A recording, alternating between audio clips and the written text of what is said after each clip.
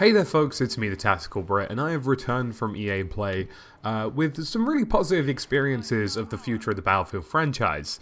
Now, naturally, whilst I was over at EA Play, I got to play the new maps, Al Sundan, Marita, and Operation Underground, which was a very exciting experience, and we also got our first glimpse at the new Theatre of War appearing in Chapter 5.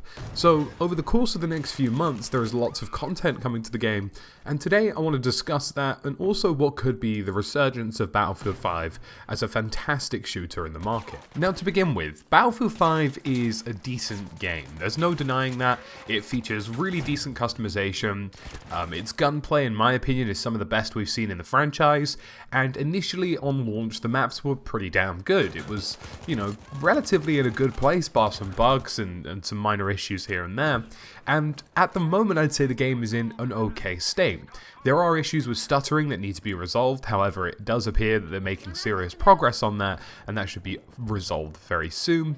And ultimately the game doesn't suffer from any major issues. There's some minor rendering / texture problems, and beyond that it's pretty dead simple. So when I came to the EA Play, I really wanted to be blown away with what was next. I wanted to see all of the new maps and everything that was coming, and I wanted to feel like there was a commitment coming to Battlefield 5 that would return the game to a good glory. Now, Battlefield is most certainly not the only game in the gaming industry that has launched in a rough state and progressively gotten better, and even perhaps built a following that's done really well. Rainbow Six Siege springs to mind, Star Wars Battlefront 2, of course another EA DICE franchise, and plenty of other games have had issues at launch that, with enough dedication and work towards the community and providing things that people wanted, actually returned to a really great place. And some of them now, like Rainbow Six, have fostered communities that are massive into the millions. And it's very much possible. A game like Star Wars Battlefront 2, for example, everybody thought was dead and buried after the controversy it faced. It's now arguably the most successful Star Wars game in history, and its community is still growing and thriving. They seem to be having a fantastic time over there, and they had some minor announcements at EA Play this year for the game too. Now, looking over towards Battlefield, we have a game that wasn't received very well, a game that does have a dedicated team behind it, especially in terms of community management and development, and I really do believe it is in the prime position for one of these resurgences that we've seen across many gaming franchises, and I really start to feel now that EA and DICE are becoming into a position where they're really getting an understanding of what people want, and I felt this at both feedback sessions that I've been to, and I'm going to elaborate on more of that as well. So in March, I actually got invited out to EA to go and play the new Firestorm mode and discuss everything that we wanted to see in the franchise, and really try and fixate on the turnarounds that we wanted to see for Battlefield to make this game better. DICE very much were aware that the situation wasn't great, and they were very receptive, and I'll be honest with you, in most of these situations, we're very blunt about the feedback that we provide. You'll know everybody in the community, such as Jack Frags, Westy, Two Angry Gamers, most of the UK guys, and lots of US guys. We're very dead honest with what we feel about the game. And the reason for that is because there's no point going to one of these events and just being a yes man, like, oh, the game's fine, it's great. Pointless. It's a pointless exhibition, and we're encouraged as game changers to be brutally honest about the situations we find in game, because that's the kind of stuff that will actually make positive differences. Now, I'm not going to say that we are the #1 saviors of Battlefield and, the game turnaround and blah blah blah is all owed to us. That's not the case. They listen to everybody on the forums and Reddit too, and social media and everything in between. And the things that we pointed out the most were, we wanted stability. So we wanted the game to reach a stable state that didn't and wasn't marred by any kind of bugs. And we wanted content. Content on content on content, and we explained that everything that they had done up until now was very disappointing. And that Firestorm as a major update was fantastic, but we wanted it to be free to play. Back in March of 2019, I think it was safe to say that from the outside in, anybody looking at Battlefield 5 would go, meh, not really going to buy that, doesn't look too great, doesn't have a lot of content coming. But now we sit at a point in EA Play where we have multiple different maps that have been announced recently. We have masses of weapons coming to the game. We have new and improved features about the game coming too, and some of those we're not allowed to talk about yet because they're being revealed in blog posts. And we also have things like, a whole new theatre of war. This will feature multiple maps, multiple weapons, new cosmetics, new vehicles, and we're even seeing things like the 5v5 mode, which whilst a smaller aspect of the game, is still going to bring brand new content to Battlefield 5, be that maps and different playstyles and different modes that people might enjoy. Maybe it won't be something for everyone, but it'll be something for some people, and that's what counts here. Flash forward to EA Play, and I sat in a room with a lot of the same people that I sat with in March, and we were very positive about the game. We were excited about what was coming, and we provided some guidance and feedback about what we wanted to see.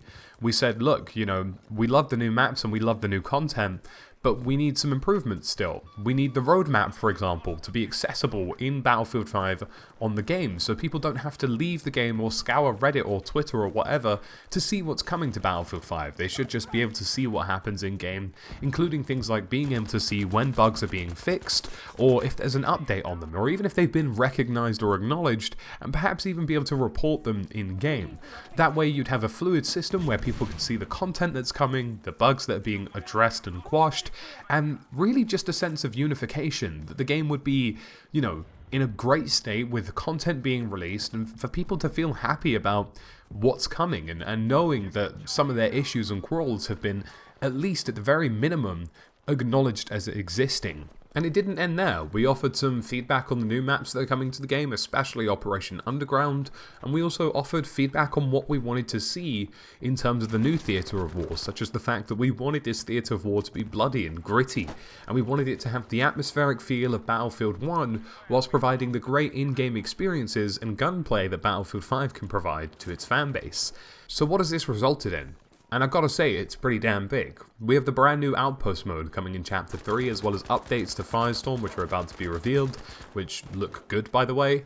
And then in June, we have Al Sundan, which, in my opinion, was a fantastic vehicular/infantry-based map, and very much resonated with some of the positive experiences I've seen in games like Arras, where in Arras you have vehicles and infantry working in unison, and everybody's enjoying themselves. I thought it's fantastic, and it brings back classical features like being able to capture an airstrip that fans have been asking for. It's a great map. I rated it around about an 8 out of 10, and there's also new weapons coming during June as well. Now, we don't know which ones, but everything that's been data mined out of Battlefield 5 could mean anything from Panzerschrecks to M2 carbines to machine guns, and I'll leave a link in the description below about just how many weapons have been data mined. I'm not talking about one or two here. You could be seeing multiple weapons over the weeks, and that's pretty impressive. In July, we have the Marita map, definitely in my opinion the best infantry map in Battlefield 5, and one of the best infantry maps I've played in a Battlefield game in a very long time.